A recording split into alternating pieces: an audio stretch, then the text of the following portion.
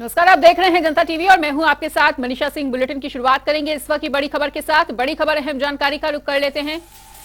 इस वक्त का बड़ा अपडेट आपको बता दें, 13 अक्टूबर को सीएम योगी आदित्यनाथ का अमेठी दौरा, सांसद खेल प्रतियोगिता का समापन करेंगे सीएम योगी और अमेठी को करोड़ों की सौगात भी उनके द्वारा दी जाएगी।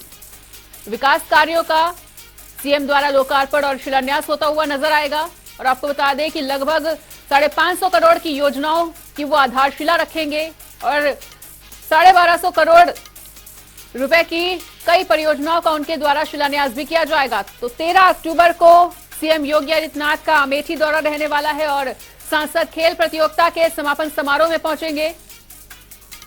अमेठी को करोड़ों की सौगात भी उनके द्वारा दी जाएगी और विकास कार्यों का भी उनके द्वारा लोकार्पण और शिलान्यास होता हुआ नजर आएगा। लगभग 550 करोड़ की योजनाओं का वो शिलान्यास करेंगे और साथ ही 112.27 करोड़ की कई परियोजनाओं की उनके द्वारा आधारशिला भी रखी जाएगी, लोकार्पण किया जाएगा। तो 13 अक्टूबर को सीएम योगी आदित्यनाथ का अमेठी दौरा रहने वाला है। सांसद खेल प्रतियोगिता का उनके द्वारा समापन भी किया जाएगा।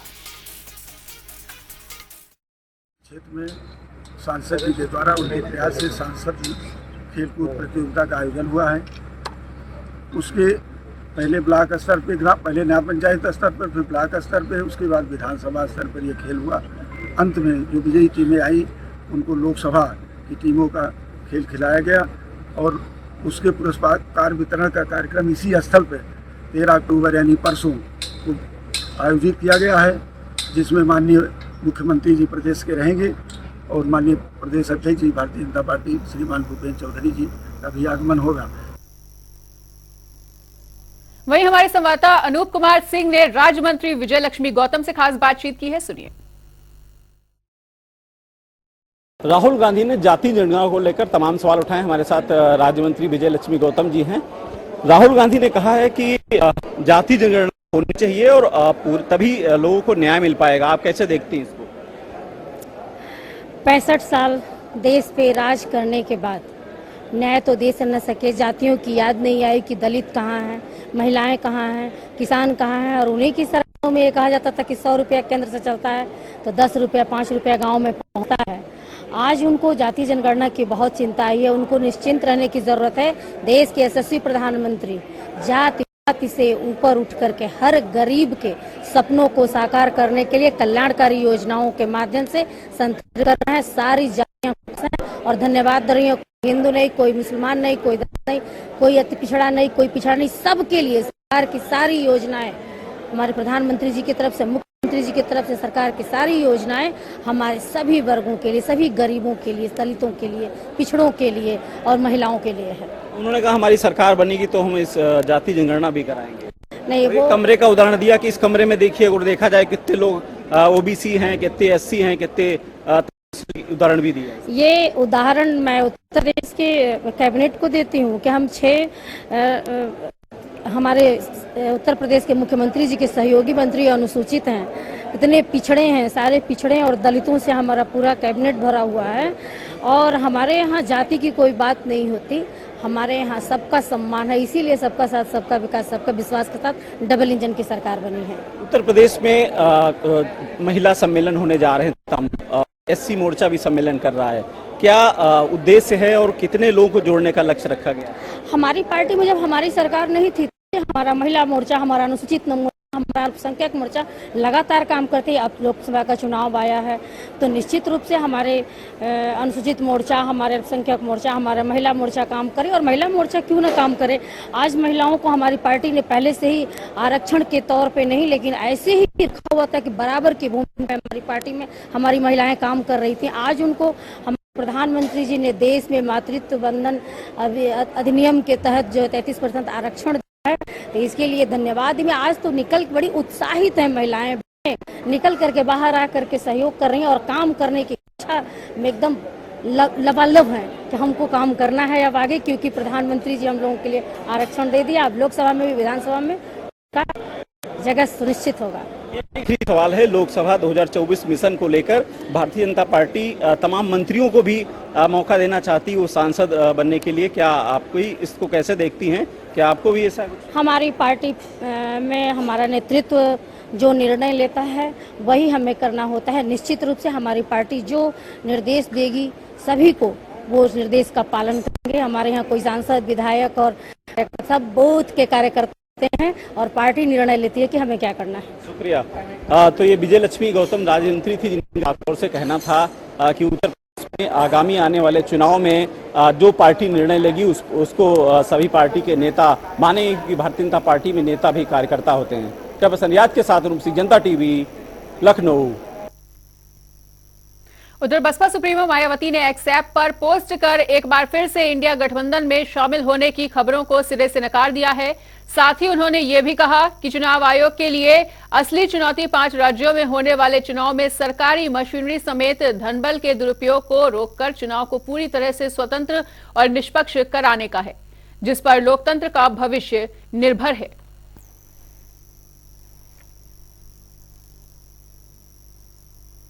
केंद्रीय मंत्री वीके सिंह ने गाजियाबाद में एनसीआरटीसी परियोजना कार्य का निरीक्षण किया और इस दौरान उनके साथ गाजियाबाद के डीएम श्री राकेश कुमार सिंह, महापौर सुनीता दयाल, नगर आयुक्त और रैपिड रेल के अधिकारी उपस्थित रहे।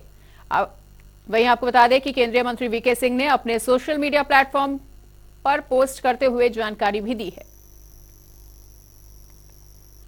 तो केंद्रीय मंत्री द्वारा निरीक्षण किया गया और रैपिड रेल का जल्द ही उद्घाटन होने वाला है, जिसको लेकर केंद्रीय मंत्रियों द्वारा निरीक्षण किया गया है। पीएम मोदी इसका उद्घाटन करते हुए नजर आएंगे और सोशल मीडिया पर पोस्ट करके इस बात की जानकारी दी गई है।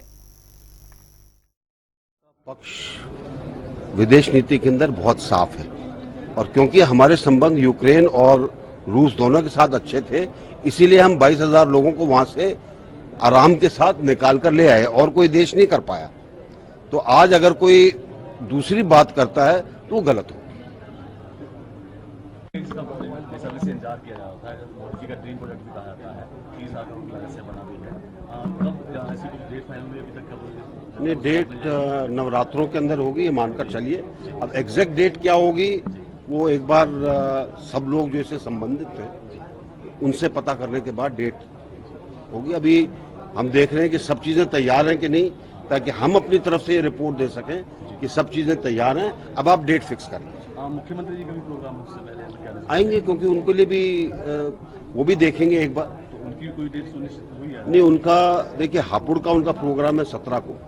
यहाँ पे आने का उनका क्या प्रोग्राम है अभी तक डेट आई नहीं है, जैसे आएगी बता देंगे। आज सर एक लंबे से देख रहे थे लोग इसकी मांग भी कर रहे थे और आपके द्वारा कई ऐसे काम किए गए, चाहे वो एयरपोर्ट हो यहाँ का, चाहे ये रैपिड रेल, तो ऐसे में नई सौगात क्या देने वाले हैं? इसके बाद की सौगात यही है कि दुबई से हम आपको जेवर एयरपोर्ट तक का एक और वो बनवा देंगे और एक और जो हम कोशिश कर रहे हैं, जो कि आशा है कि जल्दी उसकी स्वीकृति हो जाएगी, क्योंकि उसकी डीपीआर तकरीबन बनी हुई है। वो नोएडा से आपकी मेट्रो की कनेक्टिविटी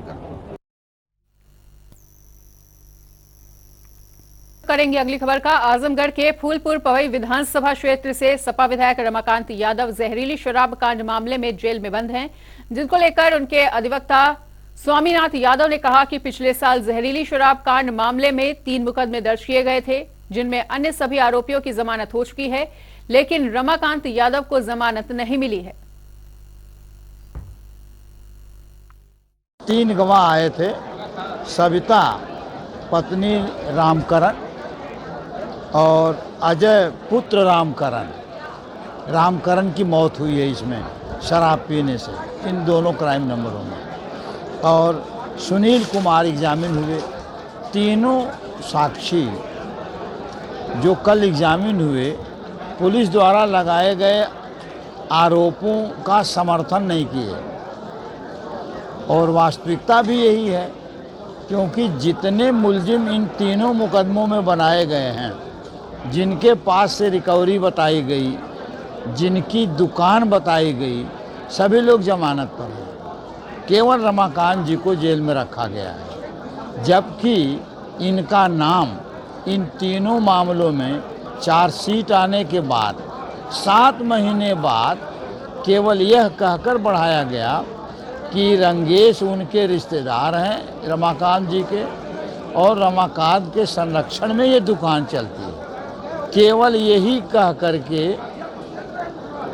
इन विधायक जी को इस मामले में रख लिया गया और जमानत आज तक नहीं हुई है, बल्कि माननीय उच्च न्यायालय, सुप्रीम कोर्ट दोनों जगहों से एक डायरेक्शन इशू किया गया है कि 6 महीने के अंदर तीनों मुकदमों का निस्तारण किया जाए।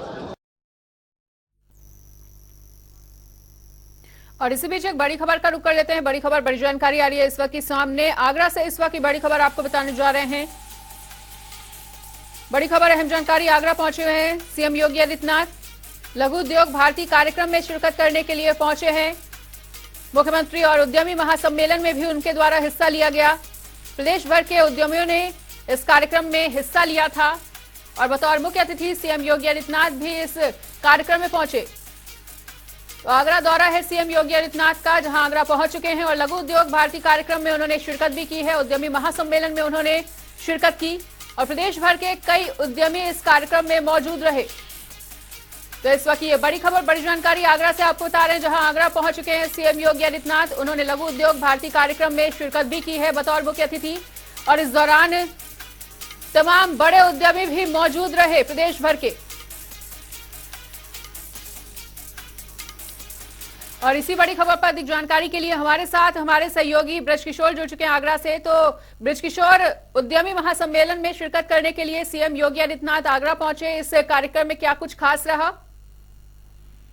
देखिए, हमेशा उद्यमी कार्यक्रम में मथुरा दौरे के बाद आगरा सीएम योगी आदित्यनाथ पहुंचे हैं। आगरा के फतेहाबाद रोड के KNCC में लघु उद्योग भारती उद्यमी महासम्मेलन हो रहा था, जिसमें करीब 60 जिलों से 1500 उद्यमी जुड़े थे। वहां सीएम योगी आदित्यनाथ पहुंचे हैं, वहां उद्यमियों की उन्होंने समस्याएं सुनी है और निस्तारण करने के लिए तमाम जो योजनाएं उनके बारे में उद्यमियों को बताया है। लगातार कार्यक्रम के दौरान उद्यमियों को संबोधित करते हुए सीएम योगी आदित्यनाथ नजर आए। जी मनीषा।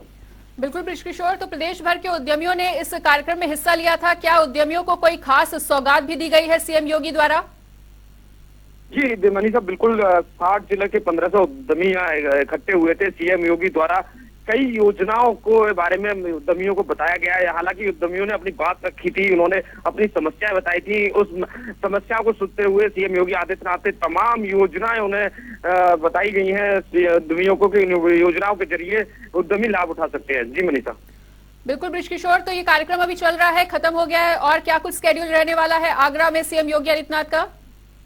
जी मनीषा, हो सकता है सीएम योगी आदित्यनाथ उत्तर भारत की प्राचीन राम बारात निकलती है, वहाँ राम जनकपुरी का महोत्सव है, वहाँ जा सकते हैं, संभावनाएं जताई जा रही हैं। अगर वहाँ नहीं गए तो अभी प्रोग्राम से निकलने के बाद सीधे एयरपोर्ट जाएंगे, एयरपोर्ट से सरकारी वायुयान द्वारा वो प्रस्थान करेंगे। ठीक है ब्रजकिशोर, तो इस तमाम जानकारी को हमारे साथ साझा करने के लिए आपका बहुत बहुत शुक्रिया। तो उद्यमियों के महासम्मेलन में बतौर मुख्य अतिथि पहुंचे हुए थे सीएम योगी आदित्यनाथ और आपको बता दें कि इस महासम्मेलन में प्रदेश भर के 1500 उद्यमियों ने हिस्सा लिया, जिनको तमाम योजनाओं के बारे में जानकारी दी गई।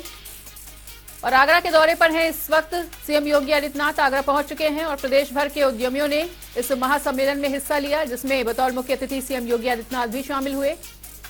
और भी उनका क्या कुछ शेड्यूल रहने वाला है वो भी हमारे सहयोगी ने हमारे साथ साझा किया है। तो इस वक्त ये बड़ी खबर, बड़ी जानकारी आगरा से आपको हम बता रहे हैं, जहां उद्यमी महासम्मेलन में हिस्सा लेने के लिए मुख्यमंत्री योगी आदित्यनाथ आगरा पहुंचे हुए हैं।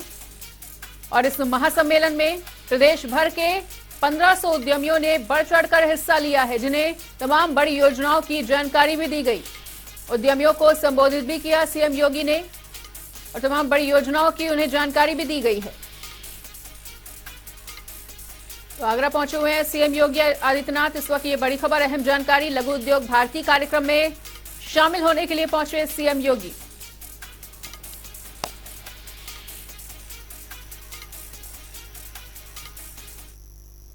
और अब रुक करेंगे 4 मिनट में 18 मंडलों की खबरों का।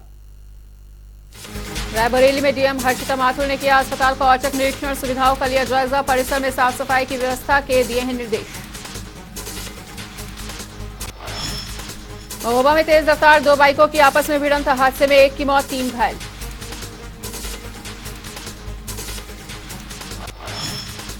झांसी में घर के बाहर युवक का मिला शव, इलाके में फैली सनसनी, हत्या की जताई जा रही है आशंका।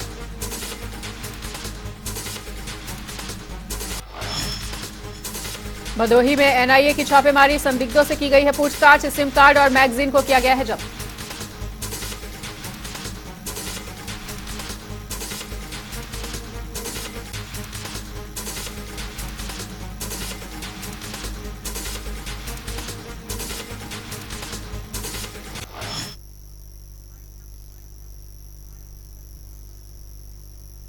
और यहां पर रुकेंगे एक और छोटी सी ब्रेक के लिए। खबरों का सिलसिला लगातार जारी है, देखते रहिए जनता टीवी।